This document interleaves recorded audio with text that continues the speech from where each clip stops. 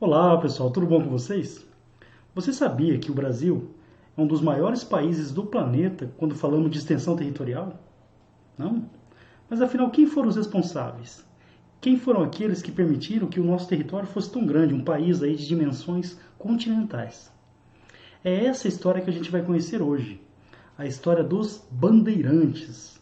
Aqueles desbravadores que entraram pelo interior do Brasil no século XVI, no século XVII e acabaram ajudando na configuração do nosso território atual. E é importante, no final da aula vamos responder, afinal, os bandeirantes eles foram heróis ou vilões? Vamos lá, pessoal? Hoje é dia de Expedições Bandeirantes.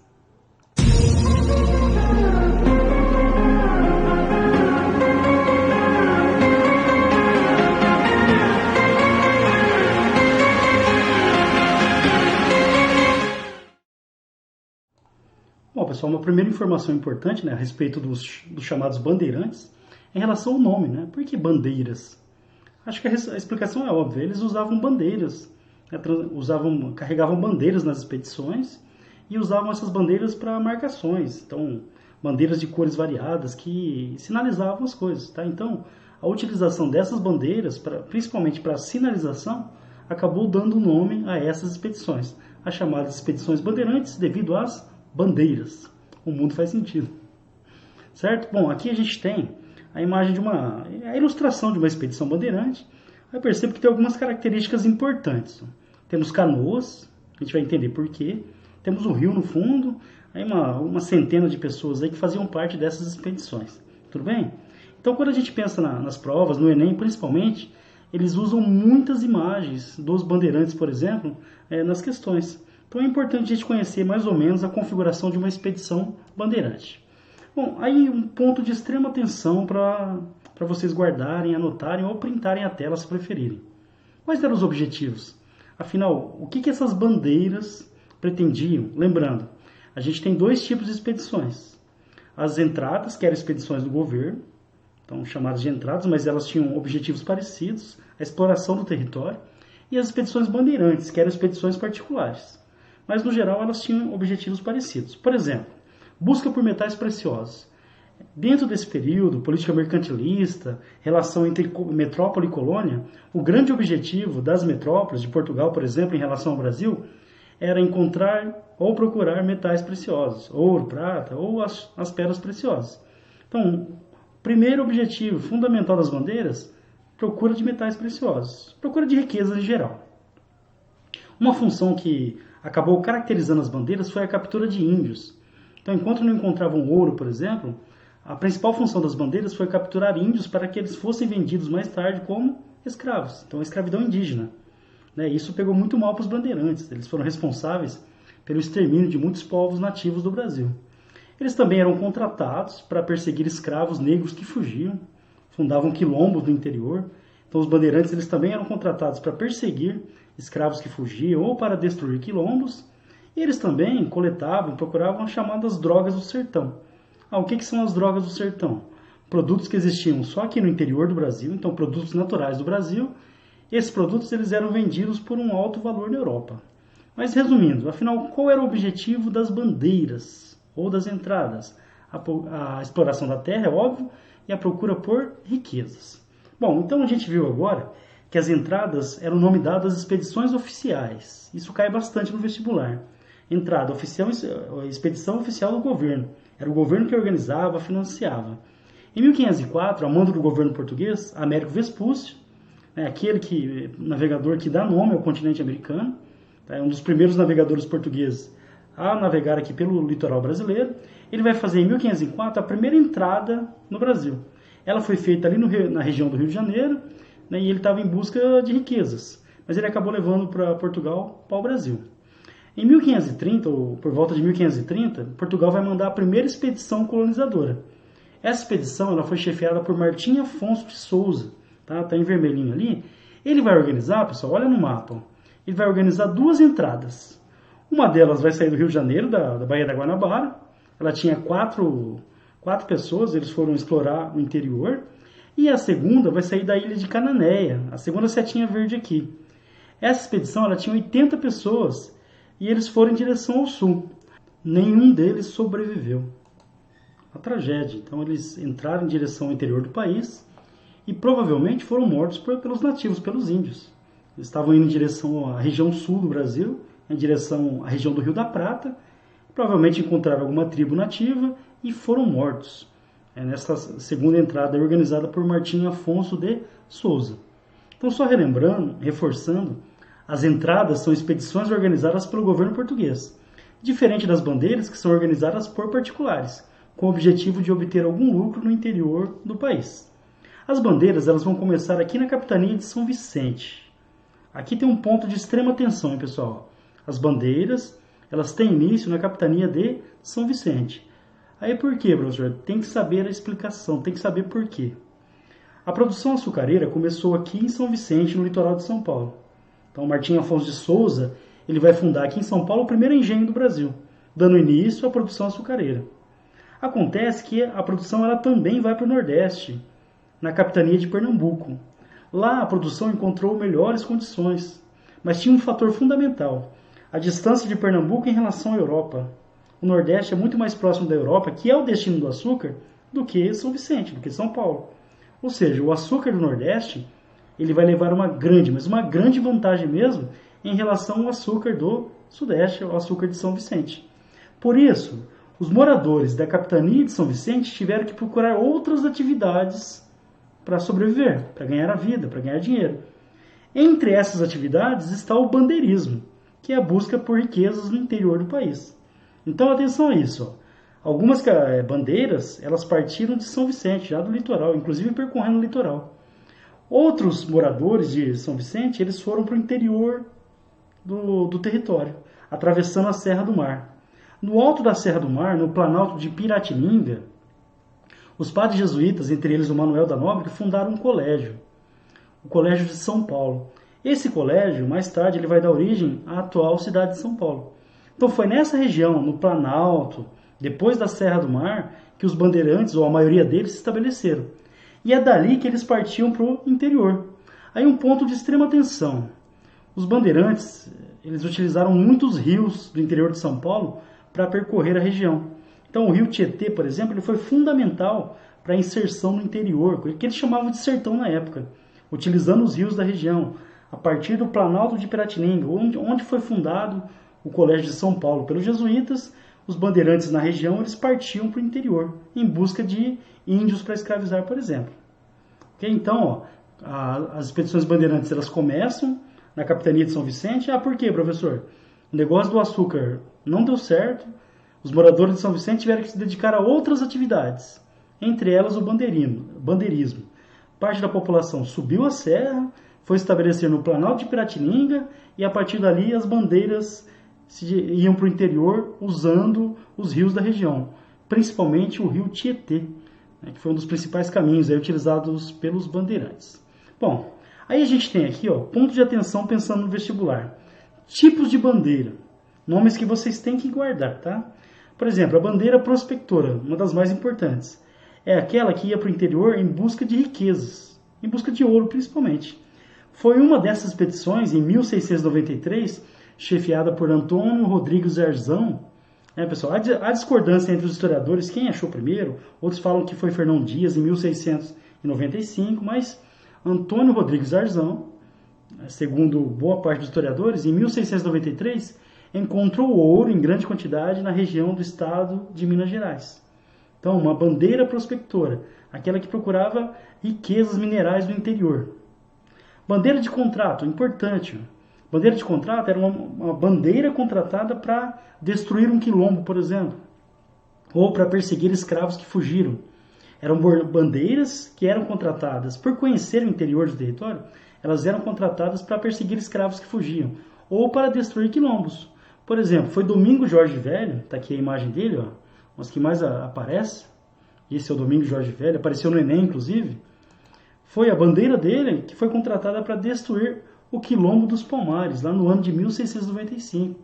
O quilombo que era chefiado por Zumbi dos Palmares, personagem importante da nossa história.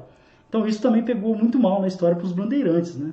Eles eram contratados para perseguir escravos que fugiam e também foram responsáveis pela destruição de quilombos, entre eles o quilombo dos Palmares.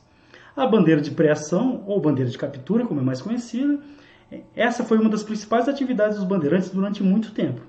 Enquanto eles não encontraram ouro, a principal atividade era a captura de índios. Então, em busca de nativos, eles vão percorrer, pessoal, olha só, boa parte do território. Então, aqui a gente tem a separação por cores dos tipos de bandeira. Aí, reparem as setas vermelhas, olha só. Então, os bandeirantes, eles percorreram boa parte do que hoje é o território brasileiro. Então, se aparecer no vestibular para vocês, os bandeirantes eles foram importantes para a configuração do território brasileiro? Sim. Por onde eles passavam, por exemplo, eles fundavam vilas, fundavam povoados. E isso, com o passar do tempo, acabou incentivando, contribuindo para o povoamento do interior do território. Tá? Outra coisa muito importante, tá? Quando a gente olha no mapa, ó, de novo, eu tenho aí em verdinho a linha de Tordesilhas, tá? A linha imaginária que separava o território português do território espanhol. Os bandeirantes eles não respeitaram essa linha, principalmente quando houve a União Ibérica. Entre 1580 e 1640, o território brasileiro era todo da Espanha. Então, nesse período, os bandeirantes aproveitaram para atravessar essa linha. E os espanhóis também nunca mostraram muita resistência em relação à expansão portuguesa no interior do território brasileiro. Então, as expedições bandeirantes elas foram fundamentais para a expansão em direção oeste, em direção interior do nosso país. 3 tipos de bandeira, portanto. Prospectora, então aquela que vai em busca de riquezas, principalmente minerais. A bandeira de contratada com uma função específica para destruir um quilombo ou para perseguir escravos que fugiam. E a bandeira de captura, que é aquela destinada a capturar índios para serem vendidos como escravos. Aí outro ponto de atenção. Os bandeirantes eles gostavam muito de atacar as missões jesuítas. Os padres eles reuniam os índios em aldeias chamadas missões. Nessas missões, os índios eles eram catequizados, eles aprendiam o português. Então, para os bandeirantes, era muito melhor, porque ali estavam reunidos milhares de índios, e esses índios já estavam domesticados. Ou como alguns historiadores chamam, eram ladinos, índios domesticados, porque facilitava muito mais o controle, era mais fácil para você vender. Por exemplo, um índio ladino, um índio domesticado, ele chegava a custar 4 vezes mais do que um índio que ainda não tinha sido domesticado. Então os bandeirantes eles gostavam muito, mas davam preferência mesmo em atacar as missões jesuítas. Afinal, ali os índios já estavam adaptados à cultura portuguesa, por exemplo. Lembrando, esses índios eram mais caros que os outros. Bom, aí voltando a esse tema, os bandeirantes eles foram muito importantes para a expansão das terras portuguesas. Principalmente durante a União Ibérica, que a linha de Tordesilhas ela desapareceu, era tudo da Espanha. Os bandeirantes avançaram para o interior. E eles foram responsáveis pela fundação de várias vilas e também pelo saque de muitos povoados do interior. Então, Itanhaém, Iguape, Paranaguá, Laguna, Desterro, aí no interior, Cuiabá, Vila Rica, Diamantina, Sabará, Mariana.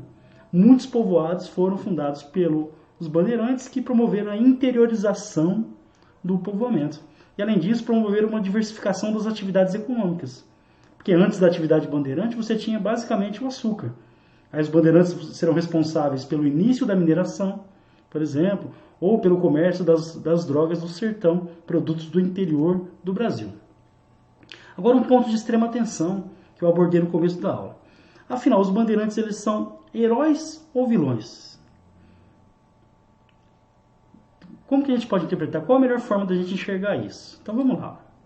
Primeira coisa, quando você olha pelo ponto de vista da expansão territorial, da formação territorial do nosso país, realmente eles tiveram uma função muito importante. Afinal, foi o trabalho bandeirante, a expedição dos bandeirantes, a exploração do interior. Eles foram tratados quase como mitos aqui em São Paulo. Os desbravadores, corajosos, que entraram no interior, no sertão, lutaram contra os índios. Então, heróis responsáveis pela formação do Brasil, pela configuração do território brasileiro. Então essa é uma visão muito forte aqui em São Paulo, onde usaram os bandeirantes como um símbolo da formação territorial do Brasil. São Paulo vira o centro da história do país, porque você tem personagens paulistas, a maioria dos bandeirantes partia da Vila de São Paulo, ou da região, para o interior. Então, aqui, principalmente no estado de São Paulo, há uma criação de mitos, a monumentação dos bandeirantes. E a gente pode ver isso, pessoal, se Se você andar por São Paulo, por exemplo, você vai encontrar estátuas. Por exemplo, esse é o Anhanguera. Ele tem esse nome, pessoal, significa diabo vermelho. E ele tem esse nome porque tinha fama de ser muito violento. Muito violento. Então ele era chamado pelos nativos de o Diabo Vermelho. Temos também o Monumento às Bandeiras, fica lá no centro de São Paulo. É uma estátua gigantesca. Se você passar ali perto do Parque do Ibirapuera, você vai ver esse monumento. Ele representa aí uma bandeira.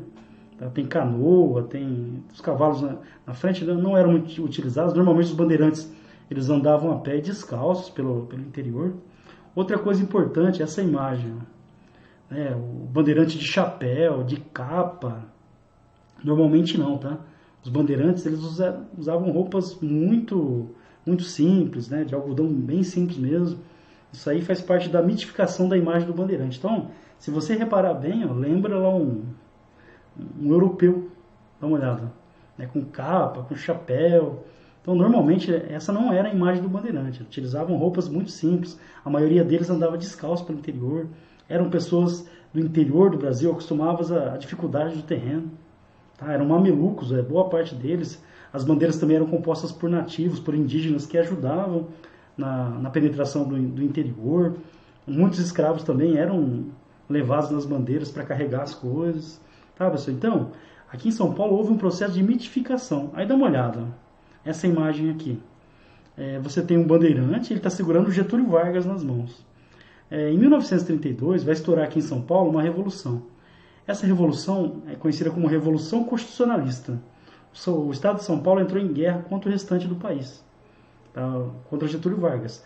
Os paulistas eles eram protagonistas da política do Brasil. E em 1930, depois de um golpe dado por Getúlio Vargas, os paulistas perderam o controle da política nacional. Então, símbolos paulistas começaram a ser usados. Entre eles, os bandeirantes. Aí a gente tem aqui nessa imagem um bandeirante segurando o Getúlio Vargas e no cartaz está escrito abaixo a ditadura. Esse cartaz está convocando a população para participar da Revolução de 32. E não é só isso, né, pessoal? Um passeio breve por São Paulo, pelas rodovias paulistas, você vai encontrar muitas referências. Rodovia dos Bandeirantes, rodovia Anhanguera, em homenagem ao Diabo Vermelho, rodovia Fernão Dias, temos a TV Bandeirantes, que é uma TV de São Paulo, a Rádio Bandeirantes, ou seja, não faltam referências aos bandeirantes. Então, repetindo essa parte, não há como negar que os bandeirantes eles tiveram um papel muito importante na história do Brasil, principalmente quando a gente pensa na formação do território. E a historiografia de São Paulo vai valorizar demais o papel dos bandeirantes na história do Brasil, né, dando uma posição central para São Paulo em relação a essa história. Agora, a gente não pode ignorar a outra parte. Os bandeirantes também foram responsáveis pelo extermínio de muitos povos nativos do Brasil. Muitas aldeias, muitas tribos foram dizimadas pela atividade bandeirante. Além disso, a escravidão. A escravidão indígena, perseguiram escravos negros que fugiam, destruíram quilombos. Então, quando você olha nesse aspecto, o papel dos bandeirantes é extremamente negativo. Extremamente negativo. Por isso, há um debate muito importante. Inclusive, se tiverem que escrever sobre isso, acho que um bom caminho é esse. Os bandeirantes tiveram um papel importante na história do Brasil, em relação à formação territorial, porém, o aspecto negativo ele tem que ser muito ressaltado. Afinal, os bandeirantes fizeram parte de uma política de extermínio dos povos nativos, de escravidão dos povos nativos, atuaram na perseguição de escravos negros, na destruição de quilombos. Então, essa é uma imagem muito negativa para os bandeirantes, tá? Que receberam monumentos em São Paulo, tem a estátua do Borba Gato, por exemplo. Não faltam referências aos bandeirantes em São Paulo, mas eles também tiveram um papel extremamente negativo, que não pode ser ignorado. A gente tem que dar bastante ênfase nessa parte. Foram responsáveis pela escravidão dos nativos e por perseguir escravos também. Beleza, pessoal? Então, essa foi a história das expedições bandeirantes. Então, espero que tenham gostado. Cai bastante no Enem, então, muita atenção, principalmente aos objetivos das bandeiras, afinal, o que eles queriam no interior de São Paulo. Muita atenção também à imagem que foi criada dos bandeirantes, essa imagem quase mitológica a partir de São Paulo. Então, isso é muito cobrado. Atenção à imagem, à representação dos bandeirantes também, com chapéu, com capa, com coletes, parecendo europeus, parecendo os mosqueteiros. Então isso faz parte da mitificação dos bandeirantes, certo? Muito cobrado no Enem. Pessoal, obrigado pela atenção, um super beijo e não esqueçam, vamos juntos construir a história, uma história crítica.